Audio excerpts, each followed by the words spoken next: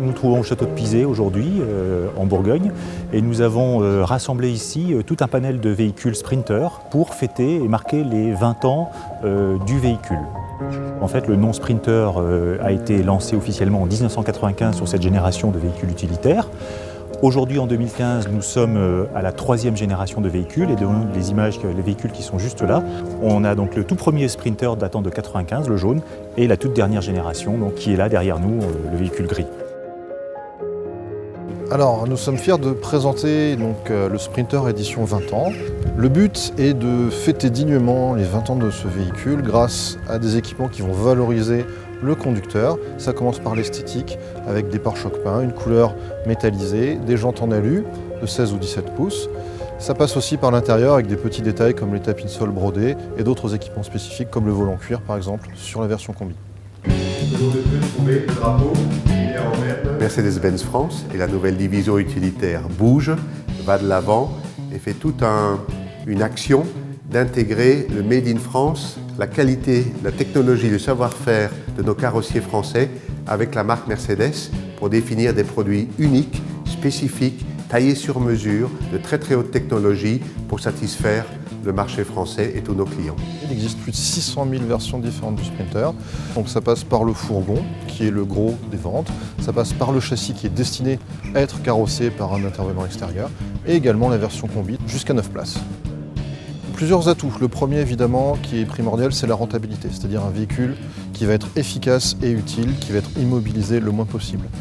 Également une sécurité qui est au-dessus de tous les standards de la catégorie. Le Sprinter a été le premier à avoir un ESP en série bien avant que ça soit obligatoire. La nouvelle génération aujourd'hui intègre non seulement l'ESP, mais un ESP ce qu'on appelle adaptatif, qui tient compte de la charge, de la répartition, éventuellement d'une remorque attachée au véhicule.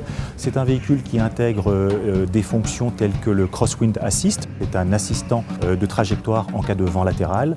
Il intègre également Intelligent Light System, c'est-à-dire en fait l'éclairage adaptatif. Il intègre le Crossline Assist, c'est-à-dire l'assistant de trajectoire. Tout un tas de perfectionnements et d'aide à la conduite pour rendre le véhicule extrêmement sûr et bien entendu protéger le chauffeur et son chargement. Il existe 4 gammes dédiées au transport de personnes. Le Sprinter City qui est le véhicule dédié pour le transport en milieu urbain. Le Transfer pour le milieu interurbain scolaire. Le Travel pour le transport de tourisme ou VIP. Et une dernière gamme qui est le transport de personnes à mobilité réduite, donc on appelle le Sprinter Mobility. Le Sprinter lui propose des transports de 15 à 20 personnes, donc moins cher, plus mobile, qui se faufile plus dans le paysage, dans les villes.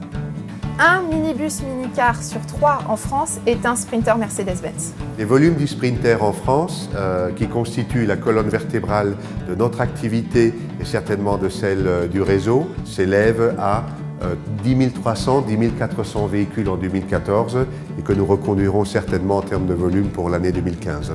Depuis 1995, il s'en est vendu plus de 2 900 000 exemplaires de par le monde. Aujourd'hui, c'est un véhicule qu'on retrouve dans 130 pays, assemblé sur 4 usines différentes réparties dans le monde. Donc vraiment un véhicule à une empreinte mondiale.